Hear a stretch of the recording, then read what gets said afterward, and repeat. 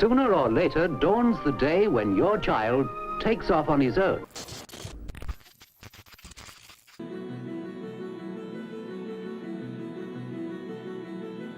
I think when an idea arises, you have to be very careful not to frighten it. And it's you have to nurture it. You have to give it the best possible conditions, which are sort of the right temperature, the ability to fail, particularly. You've got to allow it a wide berth, and you allow very different things to come to the surface that are probably unformed and are emerging. It's the birth period. So I think for me, you kind of recognise the ideas, or you create the conditions where the ideas can arise. So for me, that includes musically. It depends what kind of music you're making, but for me, it's I do have some kind of structure around, well, we're going to use these sounds, or we're going to have, this tempo, or this key, or this feeling, this landscape.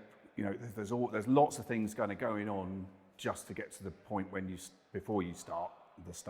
And so yeah, for me, it's kind of set and setting, as Timothy Leary said, and creating the right space and the right place and the right time, and then just kind of hoping. Really, I think a lot of it is about hope. If you're in the right frame of mind, I find it works a lot better. I think the long and hoary old tale of the artist starving in the garret is nonsense, and it's the opposite. You need purpose and you need hope. So I think that's what I would try and do for my nascent ideas. I try and give them the right set, the right setting, and some optimism.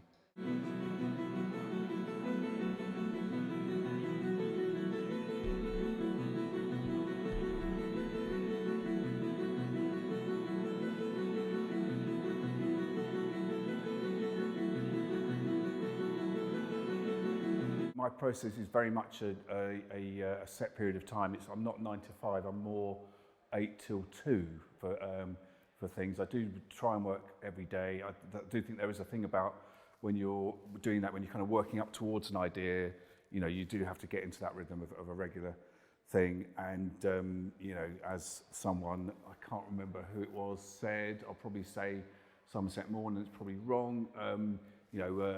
He waits every morning waits for the muse to arrive, and the muse turns up at 9 o'clock every morning. And I think that's what you have to aim for. It probably never happens like that, but that's what you have to aim for.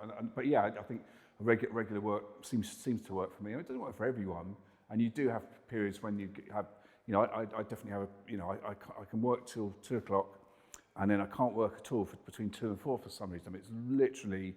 It's drained out of me, and I can't do anything creative. And then from 4 onwards, it kind of gets a little bit better. And then by about 7 till 9, that's really rocking. But I'm mainly working 8 till 2, which is, most people would say that's a half day, but I kind of get more packed in that time because it's very intense work, and there's not many distractions, and there's not any phones or internet or things like that. I try and get it, just pack it all in and concentrate very hard for shorter periods of time. I find that works better than concentrating not hard for longer periods of time.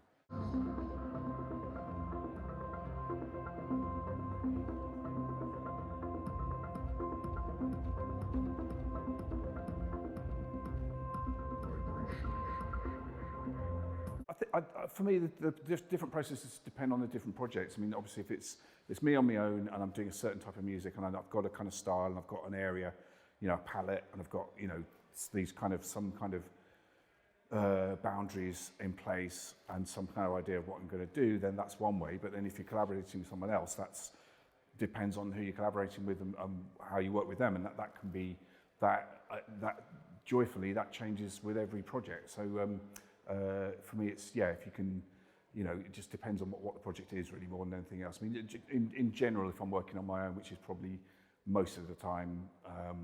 I will have one way of doing it, and it's kind of it's developed over a long period of time, and it's developed over, or just the ability to have that space and time to do it, which has been a hard one battle really, because just to be able to full time be creative is very lucky, I think.